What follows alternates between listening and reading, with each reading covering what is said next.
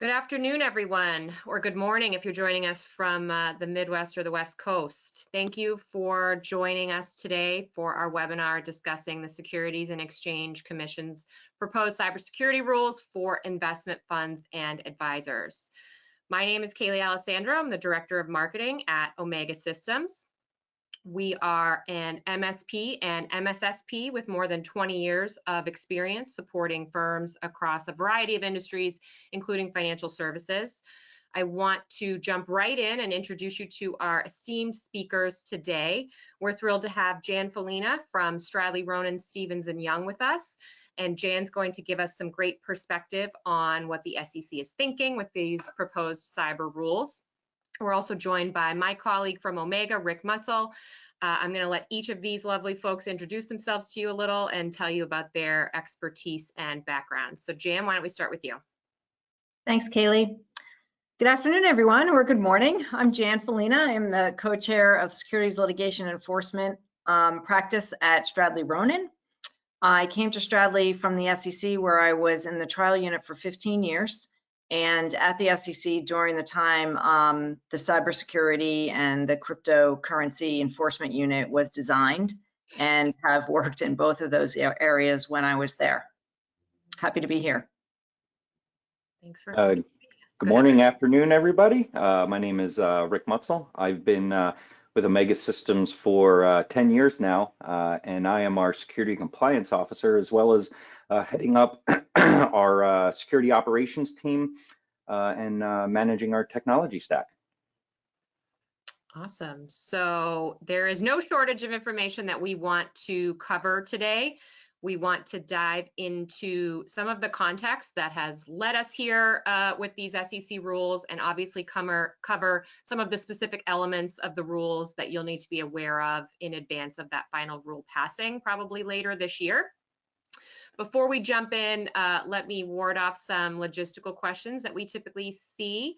So we've allocated 60 minutes for today. We're going to do our best to stick within that time frame while leaving a few minutes at the end for Q&A. That said, you're welcome to submit questions at any time during the webinar by using the questions box on the GoToWebinar dashboard, and we'll do our best to address as many as those as we have time. We are recording today's webinar, so you will be able to revisit this content or share it with colleagues after the fact. And that recording, as well as our slide deck and other relevant materials, will be sent to your inbox 24 hours after today's webinar. So keep an eye out tomorrow afternoon for that. So to kick things off, I think it's important to start these discussions by taking a look back and considering how it is we got here. And there are two sort of distinct but related paths that have led us to this place in time where we're seeing such stringent regulatory restrictions put in place by the SEC and other regulators. So let's start with the regulatory piece of the puzzle. Jan, you spent many years at the SEC, as you said, in the enforcement division, and you've witnessed firsthand the increasing pressures being put on investment firms and advisors. Can you speak to some of the historical context here as it relates to the Commission's focus on cybersecurity? Absolutely. So how did we get here? In 2017, the Division of Enforcement established a cybersecurity unit in the enforcement division, and that was, I think, the industry's first sort of eye-opening experience that this is going to be an enforcement area, okay? Then in February 2018, the SEC put out a statement and some guidance, but this was directed at public companies, okay? And their internal accounting controls issues and how they were managing cybersecurity breaches at that time. It was not necessarily focused on investment advisors. Then there was a pretty sizable data breach at Yahoo that resulted in an SEC enforcement action in 2018. There were some extenuating circumstances there, I think, that really led the SEC to go further in this area. One, the breach was not disclosed for 2 years, and there was no information shared about the breach with Yahoo's auditors or their outside counsel, okay? So that raised a lot of issues within the Commission, and a $35 million penalty was assessed. From that point on, there was this period where we are now, where there's a number of enforcement actions involving security breaches. I'm not going to go through all of those cases, but they're all largely settled. And they're being brought under the current rules. So the question is, are the current rules sufficient? And I think the answer is no, because the current rules do not address disclosing security breaches. And what I often tell my law students, and they're somewhat shocked, is there is no requirement to just generally disclose material information. The requirement is if the SEC requires you to disclose something, you must. If you're an investment advisor, you have to disclose conflicts of interest and you're a fiduciary. Or if you make a statement that is now misleading because you didn't say something else, then that is also actionable. And that's where the SEC is bringing these cases, because they may be saying something about the, financial condition of the firm without also mentioning, oh, and by the way, we had a massive security breach over here. So that's where they're bringing the cases. But there has been, I think, an understanding that the current rules are not enough. And there needs to be an actual rule that tells both on the public company side and on the investment advisor side what you need to do when there is a security breach. So that's how we get to the current proposal. The rules are consistent with the SEC's view that market forces are not going to be enough to force firms to employ good cybersecurity policies, okay? And that they have to be required to do it. Also, this provides the industry with uniform rules across the board. So everybody's doing the same thing in the same way. One of the big examples, I think, of what's going on now and why you see that the current rules are not enough for the SEC's enforcement program is there is a current subpoena enforcement action between the SEC and the law firm Covington, okay? Covington suffered an Outlook email breach that affected both Covington and many of its clients who are public companies. The SEC has subpoenaed Covington, not because they're concerned about what happened at Covington. They want Covington to tell the SEC how many of their clients suffered this breach. Now, why do they want that? Because the SEC's rules are not enough to learn which companies suffered a breach. So they're obviously seeing that companies are not disclosing breaches because there was a massive Outlook breach and they're not seeing the reporting, okay? So what does this look like? It looks like it's Covington fighting it because they say that their client information is attorney-client privilege, and now they have over 100 law firms supporting that position. So that's where we are now, and that's how we got here, largely. Much more to come in the trajectory as of yet. So great, thank you for that background. Of course, in addition to the regulatory context, there's also been significant evolution within the cyber threat landscape, including the volume and sophistication of the threats we're seeing impact firms within the industry. So Rick, can you talk a little bit through that evolution at a high level and what we're seeing as threats today versus 5 or 10 years ago? Sure. So, I mean, everybody knows the big stuff that hit the news, right? Like Sony in 2011, we've got your Targets, your Home Depots, like Jan was speaking of Yahoo, who can forget the Office of Personnel Management, right? So all of these are kind of big, heavy hitters.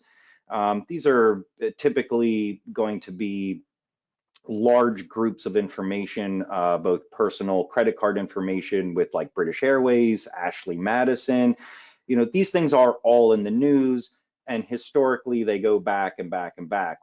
More recently, again, this small thing called the global pandemic, which is COVID, the landscape has changed and how you actually secure these environments. So no longer can you just focus on, you know, a corporate office and providing security around that. Now everybody's working from home.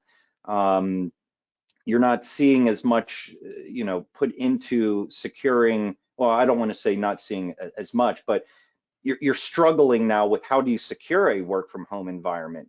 People are using their own devices. People are accessing it from, you know, anywhere in the world. If they're traveling, they're working from home, and how do you secure that? So the landscape has drastically shifted, and trying to adjust to meet those needs, the threat actors are also adjusting to that, knowing that a lot of these vulnerabilities may not be patched as regularly in a corporate environment as now you're working from home and you have a personal device that you're accessing a corporate network from. Primarily targeting emails, phishing and spear phishing, leveraging social media and publicly accessible information very quickly makes it easy to have a very detailed phishing attempt at a line level worker. Makes it very convincing for somebody to click on there and get a foothold into an environment from a remote workforce perspective. Then that user connects remotely, and now you're into the corporate environment. So I really see the evolution of attacks kind of moving outwards from the corporate environment, and you're taking the path of least resistance from your line level employees, mobile workforces, and moving back into the networks where the data is being stored. Great. Yeah, that makes a lot of sense.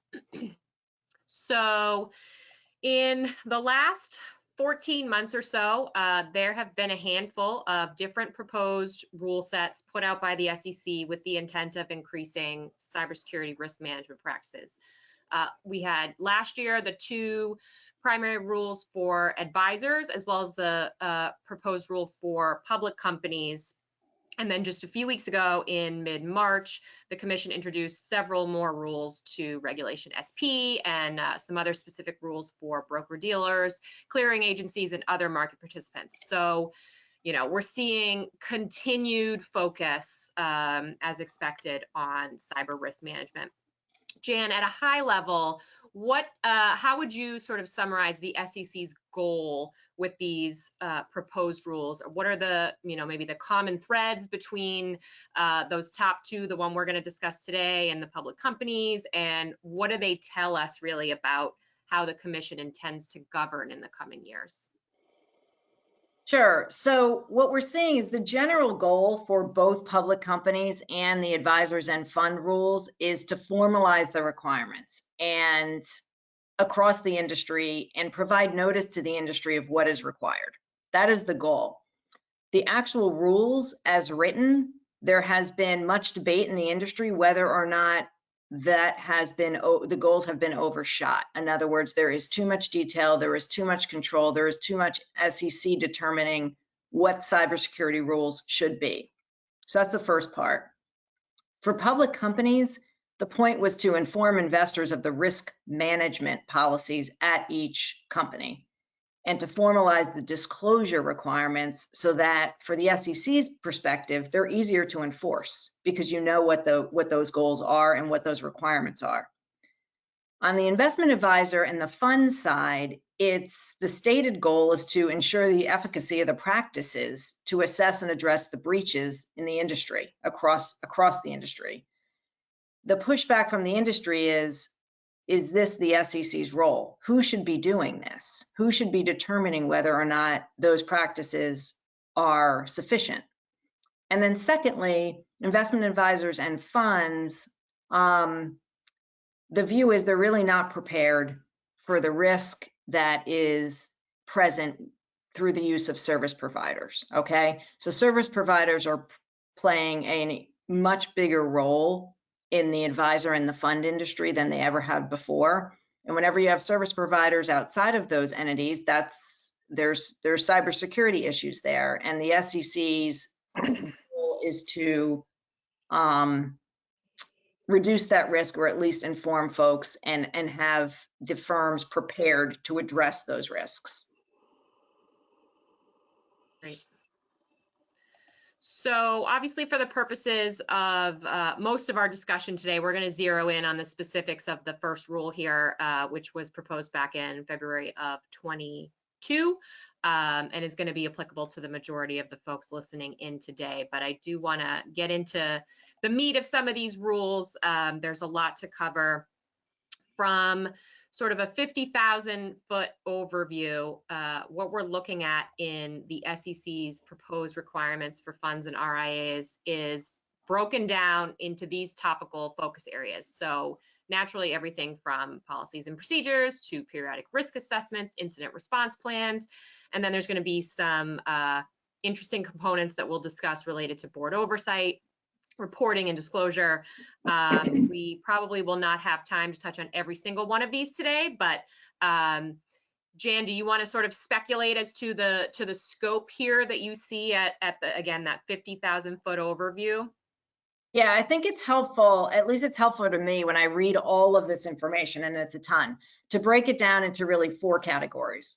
First are policies and procedures regarding risk management. And those policies or procedures must be addressed by advisors and funds. There has to be review and a written report of those policies, procedures at least once annually, and fund boards must initially approve the policies and procedures and review the annual report. Okay, so that's the first prong.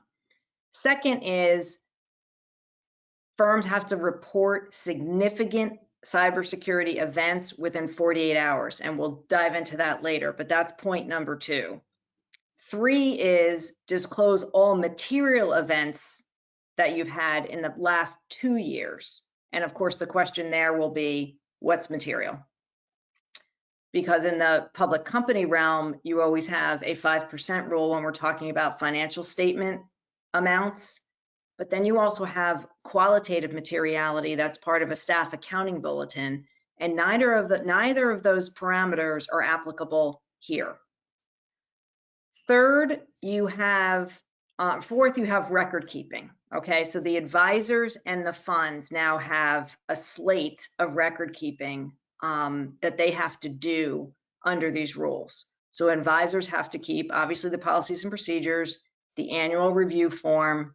They have a new form ADVC that may have to be filed or sent to the SEC, and then documenting cybersecurity events and keeping the records of those events. Funds is largely the same, but those are all new. So that's how I like to sort of break it down. There's timing in the rules. That's usually, the big time periods are the 48 hours to report a significant event, and then the yearly review. And then we have some ambiguity, and we can, as we go further today, we'll talk about what that ambiguity is and how that might inure to the SEC's benefit. Absolutely. So we'll dive into a few of these key areas and speculate as much as we can about some of that ambiguity. So let's start by talking about risk assessments. I think, we highlighted here some of the key components, categorizing and prioritizing risk. I think one, Jan, that you alluded to earlier is vendor management. A lot more funds are relying on service providers to support their daily operations and security. So it's obviously critically important, the vendor management piece. It's also fairly tricky, I think, for advisors to get a handle on. Rick, can you talk about vendor management and how that impacts risks and vulnerabilities, and then how that's sort of figured out during the risk assessment process? Sure. So vendor management should obviously be incorporated into your security practice, as most people are using public cloud infrastructures, they're using third-party hosted applications. Due diligence should absolutely be put on your vendor management process. If you don't have one, you want to create, obviously, a policy and a procedure revolving around who's doing your vendor management internally. Is it outsourced? What questions are you asking for your vendors? Because more importantly, you're placing your data into a third party. So it's out of your control now. And you need to make sure that the assurances are in place that your standards for your cybersecurity practices are being met by those third parties. A pet peeve of mine is that a lot of these publicly hosted clouds or hosted application vendors will just hand you like a SOC 2 report from AWS or from Microsoft for Azure, but they're not actually incorporating their tenant within that, or their application or their company's controls within that. They're just giving a blanket SOC 2 type 2 report from whatever their hosted infrastructure is. I don't feel that's appropriate because they're just piggybacking off of a much larger infrastructure, and that's not really formal to their usage within those platforms. So I'd absolutely urge you, as you're doing your vendor management and your due diligence, to perform that and ask specifically, for the company that you're interacting with for their SOC 2 or their security assertions, and include that in a reoccurring basis, and base your vendor choices on those security standards, whether they're being met, or as you're doing your assessments, if they don't meet your criteria, then use that as a point for searching, putting out RFPs to find another vendor that does meet your security standards. Yeah, I think that's a really good point about cloud environments too. The other thing that is interesting to note within this section is the Commission's use of a very specific timeline known as periodically. And as we said, it's one of several fairly ambiguous references the SEC makes within their proposed rules. Jan, in your experience, how should firms respond to that type of ambiguity? Okay, so good rule of thumb here. Ambiguity is pretty prevalent in SEC rules, and the SEC, while the industry really does not like ambiguity, the SEC kind of thrives on it, right? Because it allows them to develop the law the way they see fit, and it allows them to develop the law as administrations or commissions change and as chairmen change. So that's an important point. They are not as risk averse as the industry, and the idea of enforcing the law in a particular way or a new way or interpreting an ambiguous term, and the thought of losing that case is not something that's a forefront of the SEC's mind, okay? While the industry is at much greater risk when there's ambiguity, the SEC really, that risk assessment, it does not first and foremost. What's first and foremost is being out there in the public realm, indicating that we have an interest here, we believe this is a violation, and this is the way we, as the primary regulator, are going to interpret the rules. Okay, so now, periodically, how do you interpret that and what should you do? Whenever there's a timing term that is not exactly clear, set your parameters ahead of time, okay? So in this particular rule, I might look at this and say, okay, but there's an annual review, okay? So why not interpret periodically to mean annually? This way, everything is happening at your firm with respect to this rule on the same timeline, at the same time every year. You will then be at least able to defend yourself on a consistency basis. And that is much better than having the SEC ask questions either on an exam or in an enforcement action where you are using 6 months for this and 3 months for that and a year here.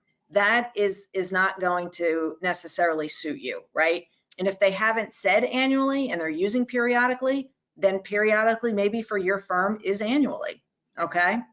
But that's going to be a case-by-case assessment based on your particular firm and how you do business. All right, the other big ambiguities here is the reporting of a significant event. What does that mean? Okay, there's an actual definition of what this means, but this reminds me of when we were all in grammar school and our grammar school teacher told us never define a word by using the word itself. Well, that's exactly what the SEC has done here, okay? The SEC tells us that significant means an event that causes a significant disruption to operations or leads to unauthorized access where substantial harm is done to an advisor or the funds, or substantial harm to the client or investors in the fund, okay? Those are terms that can be defined any way the SEC wants, okay? So just be aware of that, that there's a lot of ambiguity of when you're going to have to report according to this 48 hours. Then things get a little more clear, okay? So you have to report the initial significant event in 48 hours, update your reporting as new information comes to light or as information that you previously reported now has changed. Also 48 hours. So you have the first 48, then a second 48. Then you have to update that reporting on your Form ADVC following an internal investigation. And here is, I think, where firms are going to have to think about this. Are you supposed to disclose the details of the investigation? How much do you disclose? And the reason I bring this up is because in these instances, investigations are handled largely by in-house counsel for the firms, or perhaps they're outside law firms. Now, what happens in that investigation is subject to attorney-client privilege, and companies will be faced with whether to waive that privilege when they're reporting the findings to the SEC.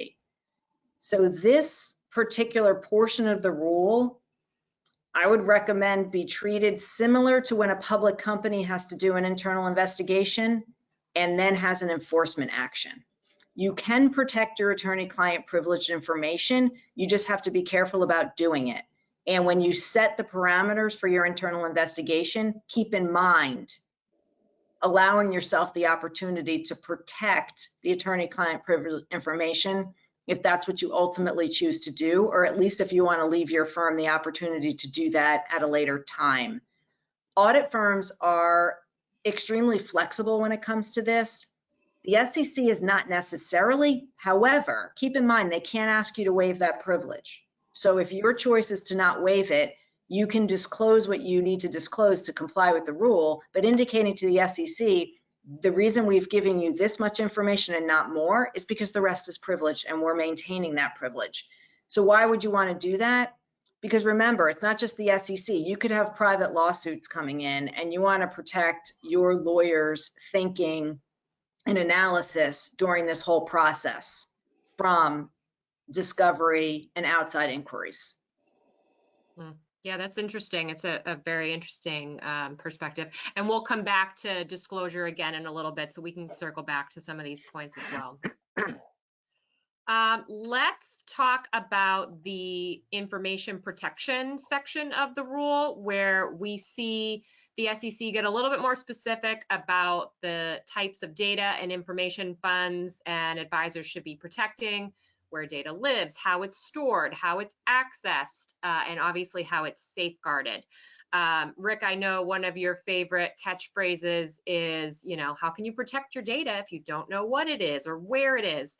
So we all have information saved on our devices, in the cloud, on local networks. How should funds think about addressing this requirement and getting a comprehensive handle on their data sprawl? So there's several tools out there. I would recommend that a firm implement some kind of data discovery tool that's doing routine or continuous scans of the environment, whether it's local, on your servers, on your workstations, your cloud environments, to identify where your information is and what types of information are there. And you can then incorporate that into your response plans for criticality of information, and also base then more strict security rules for least privileged access to folders, to files, to areas where sensitive data is stored. You can kind of rein in those controls so not everybody has access to every bit of information on a file share or a cloud share. You can restrict those. And by being able to identify where things are, you can also move data into those areas or follow a data destruction or retention policy. You can also use that information through a data discovery tool to validate that your retention policies and your data destruction policies are being followed and put some compensating controls in place to, again, mitigate some of those risks. Great.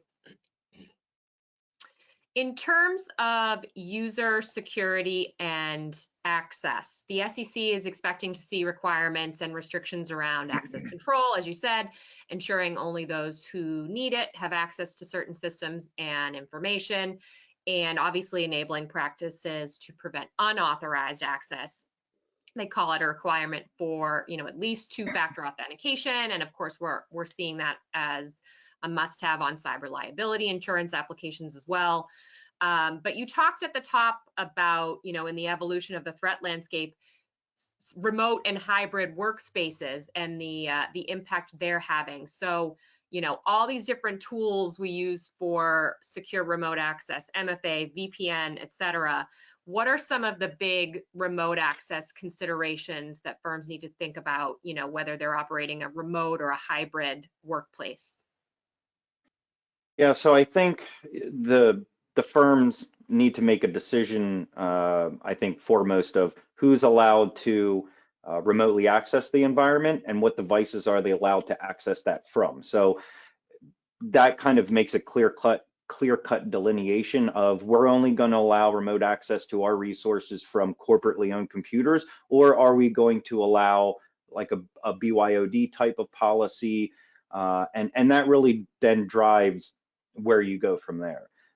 It's more frequent these days that most firms or most organizations are allowing a BYOD policy, and with the proliferation of cloud applications, web-based applications, that also now includes your mobile phones, your tablets, laptops being taken outside of the organization, a remote, you know, home computer that's VPNing in or remotely accessing data. MFA is, in my opinion, just basic cyber hygiene. That shouldn't even be a requirement anymore. That should just be a de facto standard. A VPN, which gives direct logical access to an environment, should absolutely have MFA on that. I say MFA, 2FA, and MFA. I like multi-factor versus just two-factor, and enforcing that in many different ways. With the mobile workforce, I'm urging our clients to move away from just MFA, but more towards a device health assertion or a zero trust model. I hate buzzwords, but zero trust is a buzzword that is very forefront these days, with, you know, just not allowing a username, password, and you accept a token, but giving some kind of assertion of the endpoint before it's allowed to authenticate. Like, are you a domain joined computer? You know, is antivirus running? Is Windows up to date? Are you missing security updates? Do we allow, you know, various things? Are you actually in the right security group to be allowed to remotely access this application? So not just securing your VPN, but kind of your whole stack. And there's a lot of other ways to accomplish this with single sign-on portals and things like that. But I really see, if you're moving towards the remote access method and you're not going to require a corporately owned asset, start having conversations about device health assertions and the zero trust models. It's going to be coming down the road in your, not only your cyber liability policy, but I think the next evolution of this is we're going to start seeing that as well. We'll keep an eye out for that in the coming years. So, incident response and recovery. Move my slide forward here. Jan, you started to touch on this earlier, but again, the ambiguity here, I think this is the section where that word significant or significantly affects or disrupts is used. So anything you'd sort of add to that or touch on in terms of the documentation around cyber incidents and the use of the word significant? Sure. Whenever you have ambiguity here, I think you can protect yourself best if before you have an event, you're at least outlining what your firm will evaluate as significant, okay? You're going to look at the SEC rule and you're going to walk back from those requirements and design a plan for reporting a significant event in 48 hours, including how you're going to determine whether it's significant and all of the individuals that are going to be a part of that process. Because if you have a cybersecurity event, 48 hours is not enough time to assemble this response team. You have to do this ahead of time so that when it happens, you're ready to go. So almost like a fire drill plan or an escape plan or build an evacuation plan. It's going to be similar to that, right? Because you're going to have 48 hours to first report the event. And there has been a significant amount of pushback here. I'm not going to try to venture to guess whether or not the SEC is going to do anything about this. But the pushback has largely been, the SEC's stated policy here is you need to report a significant event so that the SEC can evaluate the threat to the industry from such a cybersecurity event. The industry has said, why do you have to do that in the first 48 hours? The first 48 hours should be spent by the firm and everybody available to the firm in trying to contain it, not reporting the event for analysis and study to the SEC, right? That can happen later. Nonetheless, it's unclear what's going to happen, and this 48 hours could go and remain 48 hours. It could become 72 hours. It could be moved to a week. It's unclear. The other question and the other huge amount of pushback here is if your concern is really for the investors, right, and acting quickly to try to protect them, the fund's assets and customer assets, then and client assets, shouldn't you be allowing the individual firms to focus on that first, right? This goes to my earlier point. And another one is, what is the SEC going to do when you call them? Okay, they don't have a recovery and response team at the SEC, right? They're a regulator. They're an enforcement agency largely. The vast majority of the people that work at the SEC work in enforcement. So this is not time to be engaged in a back and forth with the SEC when you're having a major cybersecurity event at your firm. Firms, so in place of that, it's the firm, again, to go back to my earlier point, that has to have the response plan in place before the event happens, including how you're going to get to the definition of what is significant and what is significant for you. This way, if you're questioned on it, you followed a plan you put in place before an event, and it wasn't ad hoc in the middle of a very confusing, very stressful time, surrounded by risk. Yeah, I think preparation is key. And I think, Rick, I think you would echo that in terms of if you don't have one in place yet, you're already too late, right? So what are some of your tips or suggestions in terms of getting that plan in place and testing it in advance? Yeah, so your incident response plan should be comprehensive. So clearly it should contain cyber, as we're talking about today. But I would also urge you to add in other aspects as well, whether it's physical, fire, active shooter, like all types of events should be accounted for in your incident response plan to give a more overarching and comprehensive coverage. But then review that routinely because individuals may come and go. You should make sure that the individuals that are identified in your incident response plan that are part of your recovery teams, they should know what their roles and responsibilities are and are aware of the plan and that they're a member of it. And then at the very minimum, do some tabletop exercises. You don't need to go, very in depth, but gather your team around a table and throw out a scenario and work through it and follow your recovery plan and see if changes need to be made to it. And I'll say, that can be done on a routine basis. With the definition, which makes sense to your firm. Obviously yearly, you should do a tabletop test and vary it, whether it's a cyber, use some different types of events and run through the process and update it accordingly to meet any kind of changes that may be required that are identified during those testing.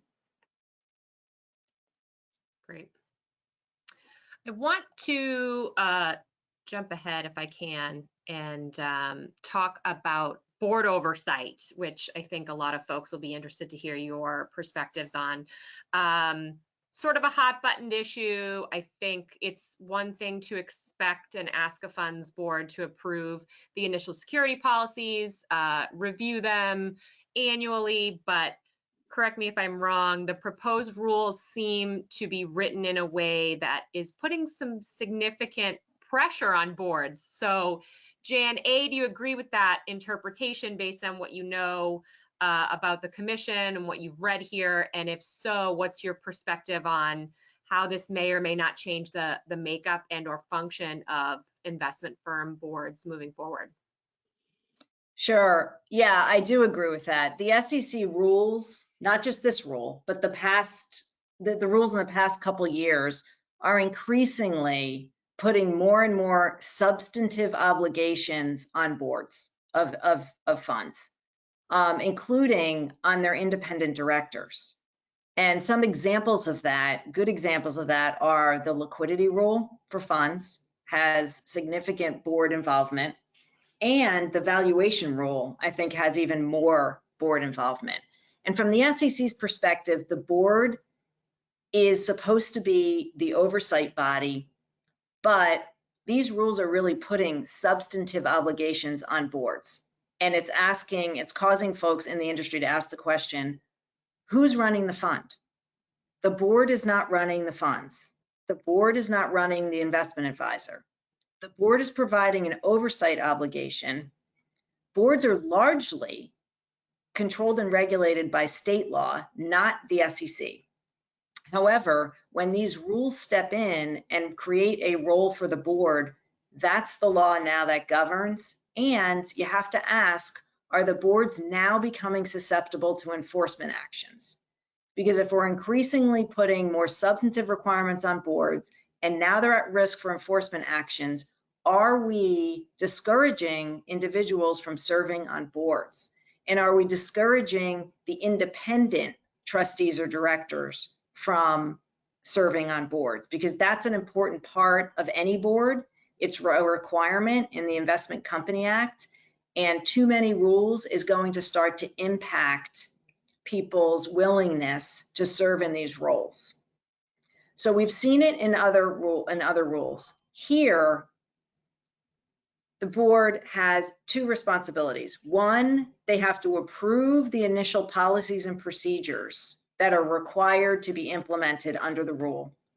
And two, they have to review the year-end annual review of the policies and procedures and provide oversight in both of those capacities. Okay, this is a big area of ambiguity, because what is actually happening here?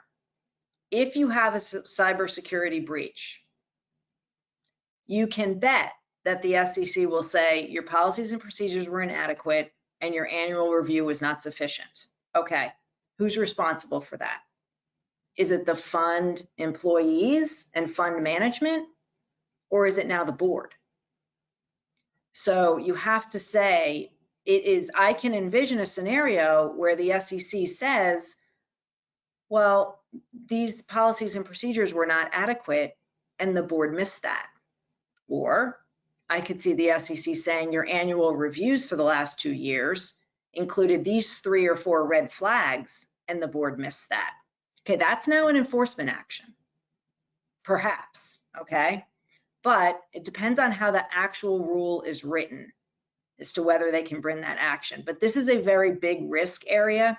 It's something that firms and boards and board counsel have to be on top of as soon as the rules come out, once it's clear exactly what the board's requirements are going to be, and making sure that boards are protected. And the best way to do that is documentation. Are you documenting exactly what the board did, what steps they took? And again, a plan for this ahead of time will go a long way to being able to defend yourself if in fact there's a cybersecurity breach. And I was having a conversation the other day where folks were saying everybody's going to have a cybersecurity breach, right? This is not an issue where it's like, well, what if we have an earthquake and a fire at the firm? Okay, that's a little more remote nowadays than a cybersecurity breach. So these rules are going to come into play, and there are instances where they are going to be enforced. So if you look at the rules ahead of time with an eye towards enforcement, you can better protect your firm. And that gets to the second point, of which is really, what are we doing? Okay, there are the investment advisors, client are the funds. The fund holds assets and investments, and those are for the benefit of retail investors largely, okay? A cybersecurity event is already going to hurt the advisor, it's going to hurt the fund, and it's probably going to hurt to some level the investors in that fund. What purpose does the enforcement of action serve? Are we now punishing investors twice? And this has been a huge debate at the SEC for years, but largely it's come up in the public company instance where there is a fraud, or there is a false statement, and the company is sanctioned and there are fines to pay, right? The argument has always been shareholders suffered the decline in the share price at the time the fraud was revealed, and now they're suffering it again when the penalty is imposed. So the question raised now, especially on the commission by Commissioner Peirce and Commissioner Ojeda, is that what we're doing now? So our investment advisors, their funds, and the retail investors in those funds being punished twice in the event of a cybersecurity event. So those are just some sort of policy issues. It's a huge balancing act at the SEC, right? Investor protection versus enforcement and providing, you know, a level of deterrent effect and getting firms to increase their cybersecurity policies to prevent this type of thing. It's a difficult act. It's always been a difficult act, and the pendulum swings back and forth depending on the commission. And right now you have a very aggressive commission and a very intense rulemaking commission. So what you can expect is to view these rules with what's going to happen at the end, okay? What level of oversight too is appropriate for the board with respect to service providers? You are requiring boards to have a level of substantive knowledge about cybersecurity and how information flows between the fund, the advisor, and these service providers that may be beyond their expertise. So that's just something to keep in mind. It's also worth noting to that point for any public companies who are listening today that that proposed rule, the one that was announced in March of 22, actually states that boards need to disclose specific cybersecurity credentials. Rick, I don't know how many board members you know, but I can't imagine a lot of them have very specific cybersecurity credentials at this point in time. Yeah, and they're citing very specifically, you know, schooling accreditations and also certifications. They wanted specific citations for things like CISSPs or degrees in IT or IT related services, or, you know, previous knowledge or work history within the IT kind of field to be disclosed as accreditation to bolster that those board members are making an informed decision. So very interesting to see that remains as part of the public company rule when it's finalized. All right, let's talk about just going back to the reporting and disclosure piece. We touched on this a little bit already, that, you know, firms would need to report a cybersecurity incident to the SEC within 48 hours, quote, after having a reasonable basis to conclude that a significant advisor cybersecurity incident or a significant fund cybersecurity incident had occurred or is occurring. So we'll see if this gets pushed back during the reopened public comment period, but as it stands now, we're talking about 48 hours. Rick, on the technical side of things, how reasonable is this time frame in terms of delivering any substantive information at the 48-hour mark? Well, if we follow, you know, NIST frameworks for an incident response plan, we should already have the first phase done, which would be covered in our incident response plan for preparation. I see this falling into your second phase, which would be your responsibility for identifying the incident. That's going to occur before containment and your eradication and your recovery. So I think ultimately it comes down to, we're putting more focus on reporting than it is on getting you whole again and resuming operations. So most companies are going to want to focus their attention and the resources on recovering than reporting. And within 48 hours, if you're spending your time getting operations back up, getting people working again, 48 hours isn't a whole lot of time to actually come up with any substantive information to make a reasonable submission to the SEC about what really happened. And I'll lean on Jan on what are the potentials of giving misinformation or reporting a false positive, right? So we think there's a substantive breach here, but is it actually a breach? I only have 48 hours to now go through my forensics investigation to come up, pour through logs and events, and maybe it's a false positive and I didn't need to actually disclose this. Or, you know, what's the liability for giving misinformation because I need to report something, I need to give something because I need to hit the 48-hour deadline. Here's what I know, and maybe it's not the complete picture, or you don't actually have the complete incident response completed, and you're giving partial or misinformation. There may be liability there as far as them coming back and reporting on whatever you did on your initial report. Yeah, that's an excellent point, Rick. You know, and there could be liability there because if you're reporting inaccurate information to the SEC and you're doing it either intentionally or recklessly, now there can be liability under the securities laws, and especially if you're an investment advisor in this situation. On the flip side of that, you know, firms are really caught in a tough spot here because one, you have to make the reporting. Two, you don't want to be inaccurate. But three, you don't want to be accused of not saying everything you knew at the time and making an omission to the SEC that now is material, okay? So it's going to be a balancing act. And if I were to guess, this is going to be a situation where the initial phone call is, we've had an event, we don't know anything more right now, we're working on it, or we have information, we're not sure if it's accurate, so we're not going to give it to you because it might not be accurate. The protection here, I think, is that this reporting is not public, right? It's just between the firm and the SEC. So that's helpful.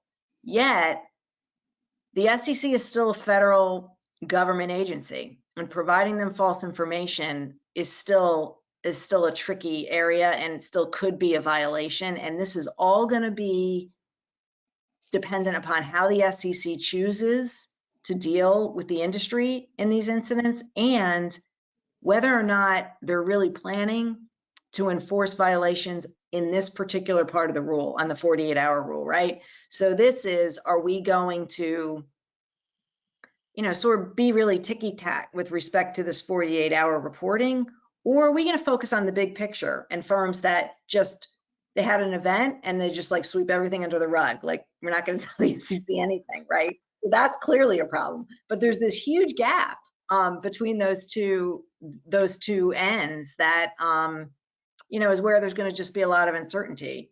And I think this is going to be developed through, unfortunately, enforcement actions if the rule goes through. So let's sort of, you know, that's the confidential side of things, reporting to the SEC. There's also requirements within the rule that would require advisors to alert investors and other market participants as part of Form 80V, which would be a public-facing disclosure. So more ambiguous language here in terms of, you know, what is materially affecting advisory services. And then we also touched on the fact that they're sort of casually throwing in, oh yeah, also tell us, you know, the cyber incidents of the last 2 years. Pretty clever way for them to pad their database for further enforcement action, no? Yeah, I would say you're asking for all the cybersecurity events they had, and then that's fertile ground for the SEC's enforcement division to start looking into, did they manage these appropriately? What level of disclosure was required before we required it under the old rules, right? And if you'll notice, there has been a huge increase, a request in budget from the SEC this last go round by this particular commission and this particular chair. And the reason cited is cryptocurrency, but it's all of this. Technology in the industry is a big, big issue for Chair Gensler. He is really focused on this. And this was before he came to the SEC. I mean, he taught courses on cryptocurrency at MIT before coming to the SEC. He is a, big, large financial institution person. Some of the criticisms are, is he really focusing on smaller advisors here? I mean, we've heard a lot of commentary from, clients and advisors across the industry that not just this rule, but this rule coupled with the avalanche of rules from the SEC, the cost is immense. And some of these firms are not going to be able to absorb those costs and remain in business. And that's just a reality. So yes, these particular requirements, while you can look at them and say, well, these are just there to inform investors about whether or not the firm has had these events in the past and are they prepared for future events, and why have they had so many versus this particular advisor. So when I'm selecting an advisor, maybe I'll select the one that has less events. I get that, right? It's part of information that investors should have when they're making those decisions. On the other hand, you do have to be aware that it's disclosing information that the SEC could use in enforcement actions as well. Yeah. We've only got a few minutes left here before the top of the hour. So let's pull out our crystal balls and speculate about what we think might happen next. So we know the public comment period has been reopened through May 22nd of this year. Thoughts on when we might see a final vote and a potential effective compliance date? Yeah, because I hate to wager on these type of things, but I would say— I won't hold you to it. Nothing in writing. In the next year, right? Because we're already halfway through this particular chair's time, right? His 4-year administrative time through this administration. So this is going to move a little faster, at least in terms of final rule, vote, and then effective date and implementation. So if we can assume that something happens, let's say before the end of the year or 1/1/24, we're effective. Rick, I would say for anybody who has a lot of boxes still to check on this list, they've got to get going sooner rather than later. I'd start preparing now. It's inevitable, and the sooner that you can get started, the better you're going to be prepared for when it does become effective. Yeah, it'll pass. It's a 3-year session. It's going to pass. Yeah. In some form. In some form, exactly. We'll see what changes from this version to the next. So we've got a couple of minutes left here. We certainly can, if we've got some fast typers out there that want to submit any questions, please feel free to jot them down in your questions dashboard, and we can try to answer a couple of those quickly. In the event that we do not get to those, we can certainly follow up with you directly, and we'll be providing our speakers' contact information as well. So if you want to reach out to Jan or Rick with specific questions, you're more than welcome to do so. What I'll ask each of you just to close this out is sort of final takeaway, key piece of advice maybe that you would recommend attendees take with them today or think about as they look towards future compliance with these expected rules. Rick, why don't I start with you? My key takeaway is get prepared now. Sit down with the individuals within your firms, kind of go over the items that we talked about today. Make sure you have up-to-date policies and procedures. If you have the more technical controls in place, ask why. If you don't have them in place, how can we get them? And start working through your vendor management processes and finding your key trusted vendors meet your standards. That's a long, time-consuming process.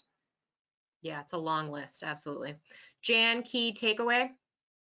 Sure. Once the rule passes in whatever form it passes in, you will see this in the exam priorities of the SEC. So it will be listed on that year's new exam priorities. You will see this in the exams. The exam staff will be asking for your cybersecurity policies and procedures, what breaches you've had. They want to ensure that your Form ADVs are appropriate, and they want to make sure that you're complying with the requirements of this rule. They will first bring enforcement actions against those that don't have their forms filed, right? The low-hanging fruit, and then they'll move into the more substantive violations, individual firms that actually had events and whether or not they complied with the rule on a substantive basis. Makes sense. One quick question here that I think I know the answer to, but you guys can confirm, is the board background for cyber experience / certification just for public companies or funds too? I believe that was just in the public company proposed rule. Am I correct?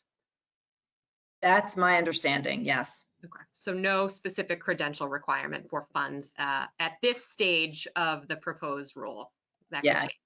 Important caveat. Exactly. We don't know what's going to change. All right, we are at the top of the hour here, and I know lots of folks have to jump to other meetings, including probably our speakers. So I will wrap things up here. I'm sure we could pontificate for many more hours to come, but we'll be respectful of everybody's time. The good news is that everyone will get an email from me tomorrow with a link to this replay, as well as our presentation slides. We'll include Jan and Rick's direct contact information if you did not have an opportunity to ask a question or would like to have a one-on-one conversation about the impending rules. So keep an eye out. That information will be delivered to inboxes tomorrow at 12 Eastern. I personally want to thank you both, Jan and Rick, for sharing your expertise today. And of course, thank everybody for joining us. I encourage you to follow Omega Systems and Stradley Ronon on LinkedIn and subscribe to email communications so that you can stay in the loop on further developments with the SEC's push for cybersecurity compliance. So with that, thank you all for joining today, and I hope everyone enjoys the rest of the day. Thank you. Thank you. Bye, everybody.